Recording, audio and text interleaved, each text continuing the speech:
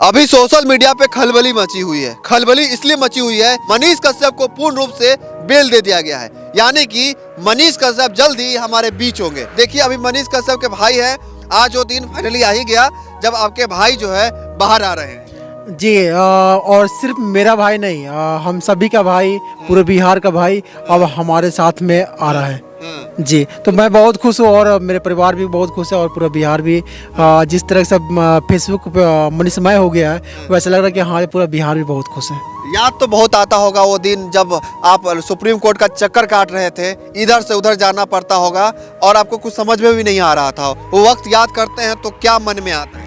देखिए वो एक भयावह दिन था, डरावना दिन था। उसको याद ना करो तो यही मेरे में मुझे भी भलाई है और मेरे फ्यूचर के लिए भी अच्छा रहेगा। और क्योंकि उसको याद करने के बाद आदमी डिप्रेशन जैसा ऐसा लगता है कि डिप्रेशन आदमी चला गया, चाहे उसको याद करके, मगर आदमी थोड़ा सा जो एक्टिविटी होती एनर्जी होती है उसको डाउन हो जाता है। अच्छा, कभी आपने सोचा था कि बैंक के नौकरी करते करते ये सब भी करना पड़ेगा? ये तो देखिए परिवार के लिए सब कोई, चाहे आप हो चाहे मैं हो चाहे कोई भी हो, परिवार के लिए सब कोई आगे आता ही है और वही काम मैंने भी किया है। और मनीष कश्यप को निकालने के लिए सिर्फ मेरा सहयोग नहीं, पूरे बिहार का और पूरे हमारे टीम का भी सहयोग रहा है। और खास करके पूरे बिहार के लोग, जिस तरह से उनके समर्थन बिना आज हम लोग ये लड़ाई नहीं जीत पाते, क्योंकि दो राज्यों से लड़ना बहुत मुश्किल होती है। एक गाँव के मुखिया से लड़ना इतना इम्पॉसिबल होती है। यहाँ पर दो राज्य के पुलिस भी थे, दो राज्य के नेता भी थे, तो बिना बिहार की जनता बिना लोगों के बिना ये पॉसिबल नहीं था। तो सारा श्रेय बिहार की जनता हो जाती है। अच्छा, आपसे एक सवाल है, मनीष कश्यप की जमानत की बात आती थी तो लोग कहते थे कि मनीष कश्यप जो है अब 2026 में निकलेंगे, चुनाव बाद निकलेंगे, चुनाव पार कर देंगे। तो कहीं ना कहीं ये इतना जल्दी जो है कहीं ना कहीं उनकी जमानत मिलना कैसे संभव हुआ? देखिए मैं भी किसी से मिलता था, हाँ लोग बोलते कि हाँ चुनाव तो बाद ही आएंगे, 2025 के बाद ही, कम से कम 2025 के बाद ही आएंगे। लेकिन जो दशरथ मांझी थे ना, जो गांव अपने पत्नी के प्यार के लिए, गाँव की सुविधा के लिए पहाड़ को तोड़ दिए थे, तो वैसे ही बिहार की जनता और हम सभी मिल के उस लकीर का जो 2025 से आने वाला था वो हम लोग भी तोड़ दिए। क्या बात है, क्या बात है। देखिए मेहनत ही है जो रंग लाई है। और एक जब वो कहीं ना कहीं सुप्रीम कोर्ट में जब केस चल रहा था तो एक कहीं ना कहीं बातें चल रही थी सोशल मीडिया पे कि सत्य को परेशान किया जा सकता है पर सत्य को पराजित नहीं किया जाता। बिल्कुल, सच में सत्य को परेशान कर सकते हैं, लेकिन पराजित नहीं कर सकते। झूठ झूठ होता है, सच सच होता है। सत्य की जीत हुई है। बिल्कुल सत्य की जीत हुई है। बिल्कुल आम जनता से क्या कहना चाहते हैं? थोड़ा सा उधर भी संदेश दे दीजिए जी, दर्शक है।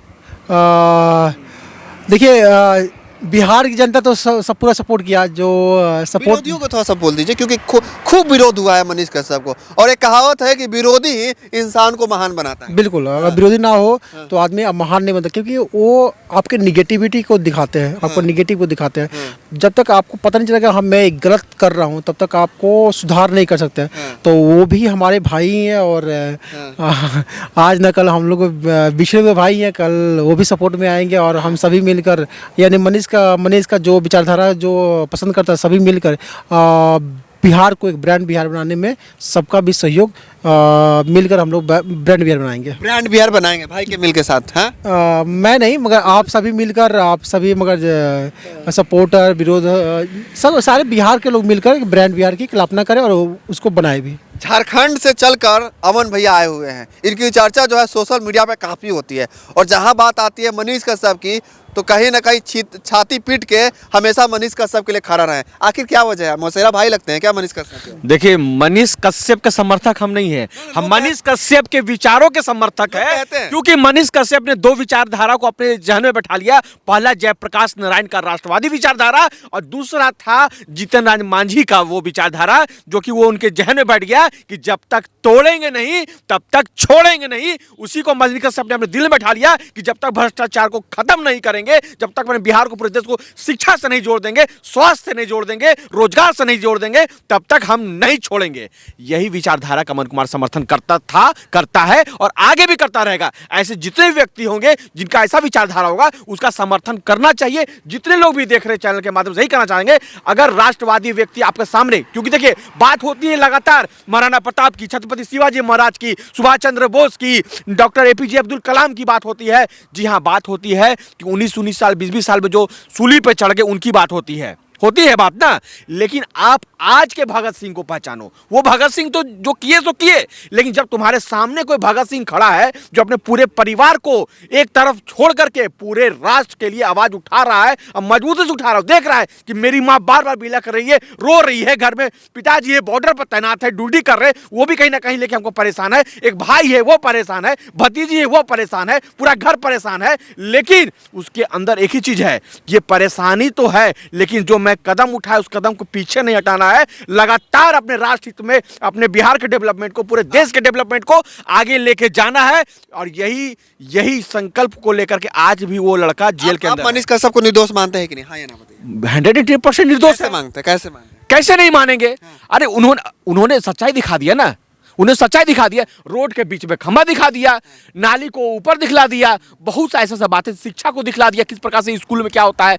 मनीष कश्यप भी एक ऐसा व्यक्ति था जो कि बतलाया कि टोल अगर आप देते हैं, अगर टोल टैक्स देते हैं तो आपको क्या क्या इसके उपलक्ष्य मिलना चाहिए। मनीष कश्यप भी एक ऐसा व्यक्ति बताता था कि जो पुल देख रहे हैं ना भाई साहब, ये गिर जाएगा, ये खराब है, यहाँ पर आप जाकर देख लीजिए कंप्रेसिव स्ट्रेंथ इसका क्या है, इसका टेंसाइल स्ट्रेंथ क्या है, इसका कंक्रीट का जो ये एडमिक्सचर जो यूज हो रहा है उसका क्वालिटी क्या है, हर एक टेक्निकल चीज को बतलाया कि नहीं चलेगा पुल, नहीं की चलेगा।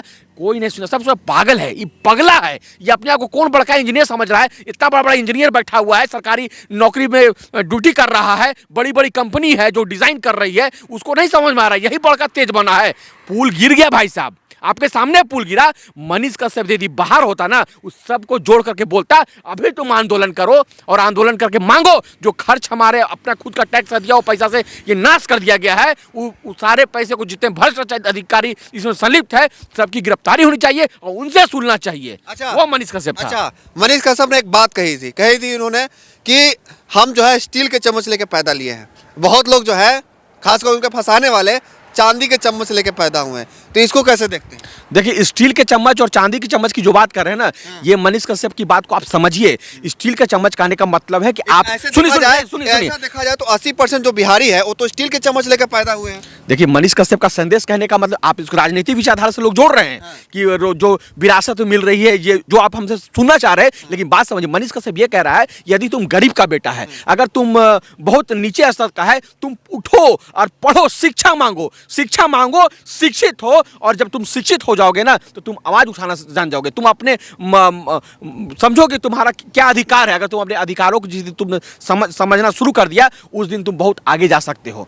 वो होता है स्टील का चम्मच पैदा लेकर के पैदा होना, मतलब कि जमीन से जुड़ने की वो बात कर रहा है, जमीन से जुड़े बातों को उठाने की बात कर रहा है, सबको बोल रहा है तुम भी उठो, तुम भी उठो, तुम भी उठो, और आंख उठा करके, आंख से आंख मिला के भ्रष्टाचारी से पूछो कि तुमने ये भ्रष्टाचार किया। मनीष कश्यप को मैं आपको बता रहा हूँ, कई ऐसे पत्रकार है जिनका फॉलोवर कम था, लेकिन मैं खुद देखा हूं, मनीष कश्यप अपने आईडी से जब वैसा काम, वो बढ़िया काम करते थे, किसी वैसे अधिकारी, भ्रष्ट अधिकारी की रिलाई करते थे, वहां मनीष कश्यप कमेंट करता था, मैं आपको दिखला दूंगा कि बहुत बढ़िया काम आपने किया भाई, ऐसे काम करते रहिए, वो हौसला देता था कमेंट करके। अच्छा, आपसे एक सवाल है, मनीष कश्यप जब अब रिहा होने वाले हैं तो अमन कुमार कितना खुश नजर आ रहे हैं?